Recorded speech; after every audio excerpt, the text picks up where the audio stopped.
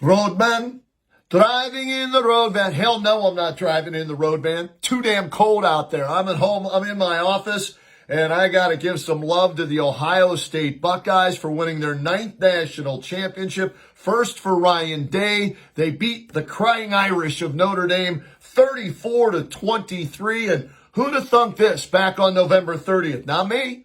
Not me, and I think a lot of people, maybe even some people inside that locker room didn't think this was possible after that embarrassing loss to Michigan at home, 13-10. So they go from the depths of despair after that loss at home to the top of the mountain, the king of the college football world, as they get the playoff berth.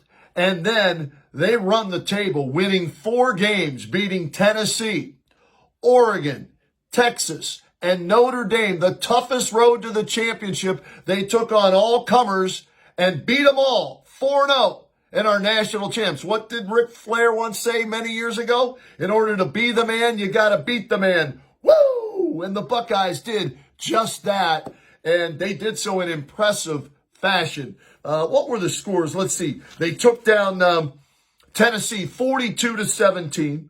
They beat Oregon 41-21.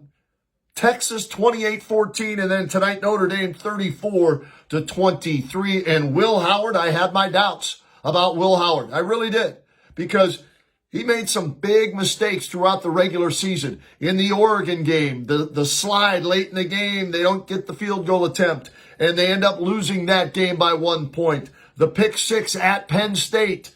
The Michigan game, he throws 2 picks in that game. So coming into the playoffs, I was not confident in Will Howard. Well, guess what? Time to eat some crow, Roadman. Will Howard in 4 playoff games went 82 for 109. That's a 75% completion percentage for 1,140 yards, 8 touchdowns, 2 interceptions, and he ran for 95 more yards. So he answered me and all of his critics by performing his best in the 4 biggest games of the season. And here's what I want to say about Will Howard, about Ryan Day, about Chip Kelly, and Jim Knowles. We had Doug Maurice on the Kenny and JT show on WHBC Monday through Friday, 3 to 7. You can check it out there. And Doug's been covering the Buckeyes for 20 plus years, right? And he made a great comment, and I agree with him wholeheartedly, and I've got to piggyback off of it and give credit to those 3 coaches I just mentioned. He said, look, in the loss to Oregon, the defense got embarrassed. But guess what? From that loss came adjustments. And since that loss, the defense has been the best in college football. So Jim Knowles made mistakes in that game. They figured it out. They worked on it and led them to a national championship, right?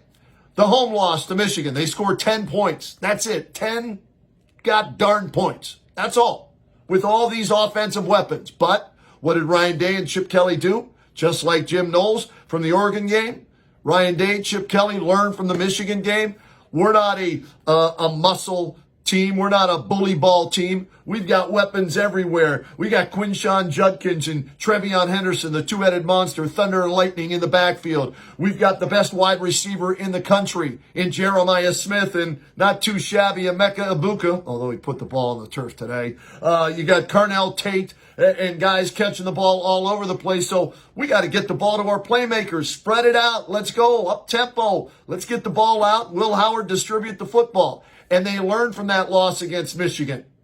And so to the coaching staff, kudos to you guys. I was questioning you all season long, and I think deservedly so. But I will give you credit now that you learned from your mistakes.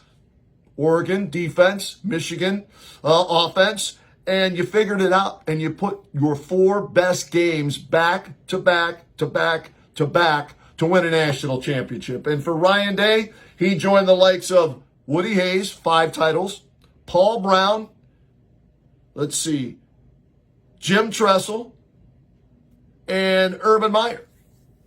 Think about that.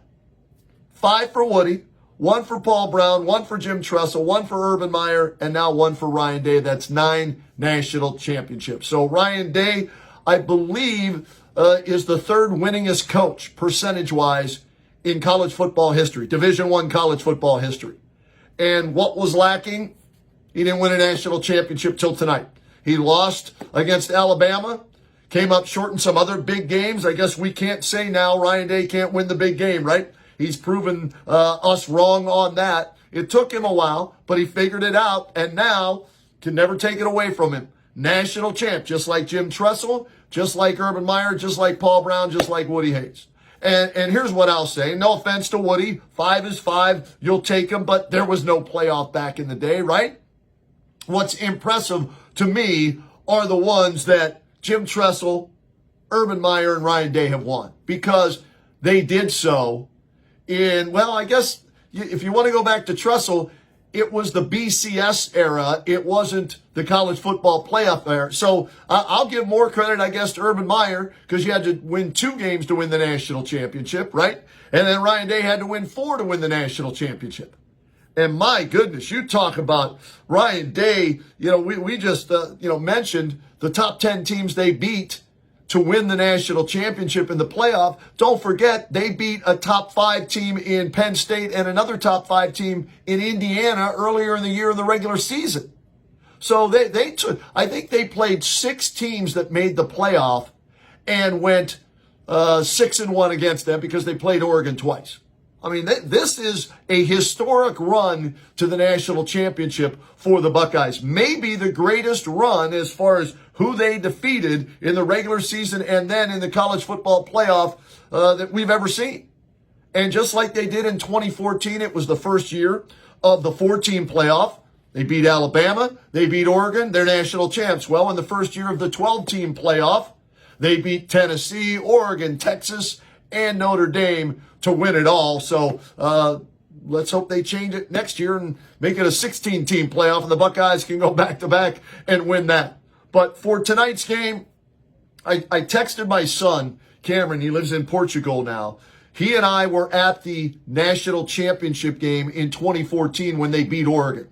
And when Notre Dame went right down the field and scored on their opening, and that was a hell of a drive, impressive drive by Riley Leonard and the Crying Irish of Notre Dame. When they went right down the field, I was at Johnny Malloy's in Medina for an Ohio State watch party, and I had one guy running up to me. What the hell are they doing? They can't stop. I said, relax, relax. Yes, me telling somebody to relax, because I'm usually the one that's, blowing things up and questioning things.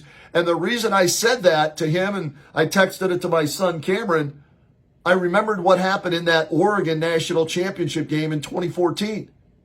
Oregon, Marcus Mariota took the football right down the field on the opening drive. They led 7-0. And I remember after the game, Urban Meyer talking about it, Luke Fickell talking about it, saying, you know what?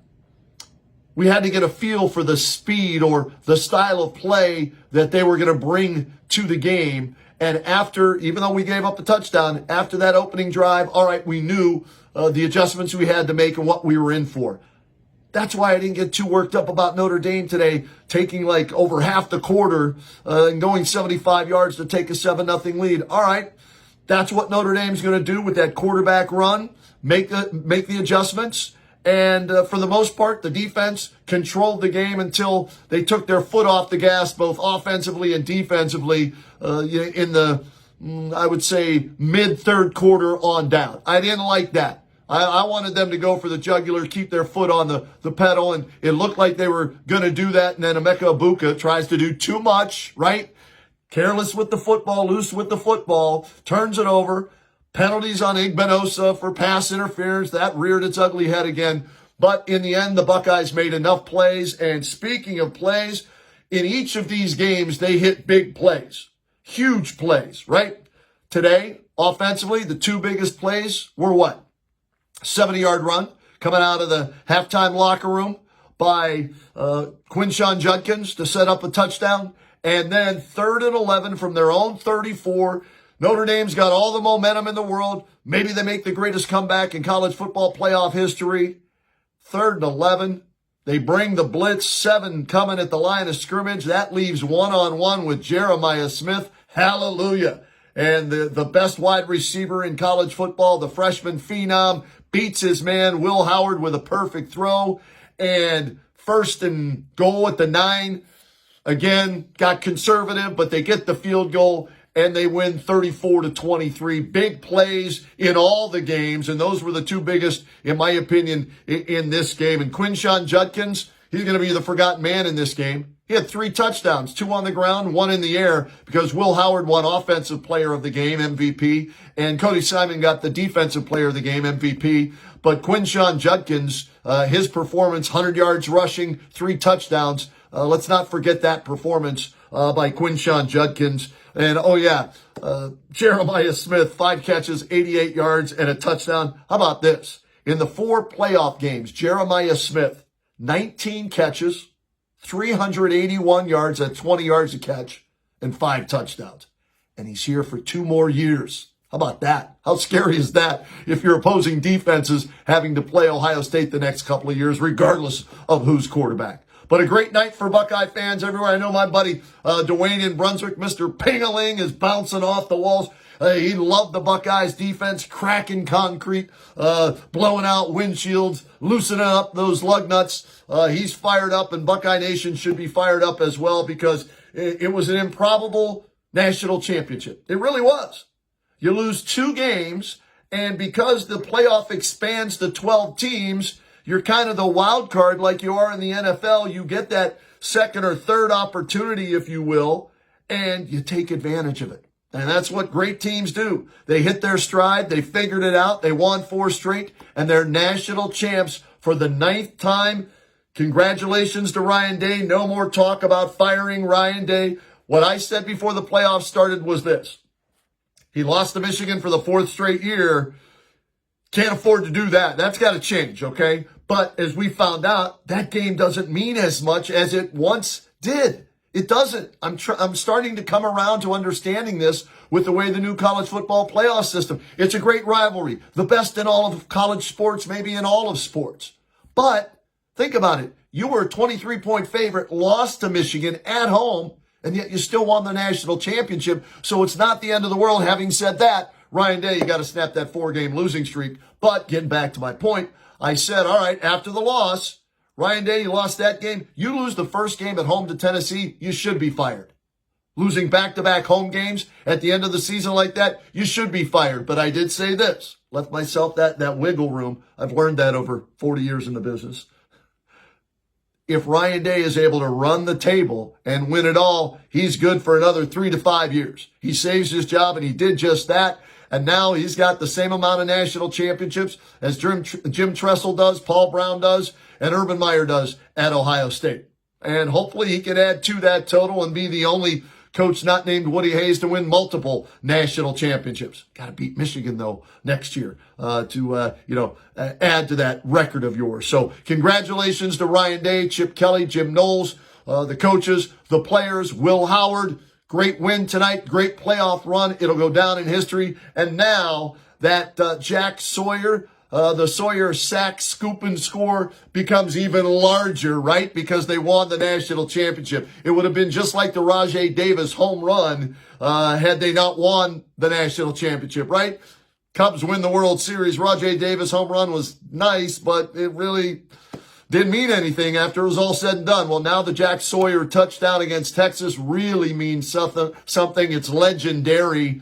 And that's because Ohio State ends up winning the national championship. Okay, I'm done. It's late. I'm going to bed. Hey, check us out on the Kenny and JT Show Monday through Friday, 3 to 7 p.m., 1480 WHBC. You can go online, WHBC.com, listen live there, or just ask any of your smart devices to play WHBC between 3 and 7 Monday through Friday. You can listen to the show. And also, find us with the Regai and Roda podcast. We'll be breaking down this national championship game as well as the NFL playoffs and the Cavaliers with Michael Regai and yours truly, where all podcasts are found. Regai and Roda can be found there. Like I said, I'm rambling now. It's late. I'm done. Congratulations. Way to go, Buckeyes.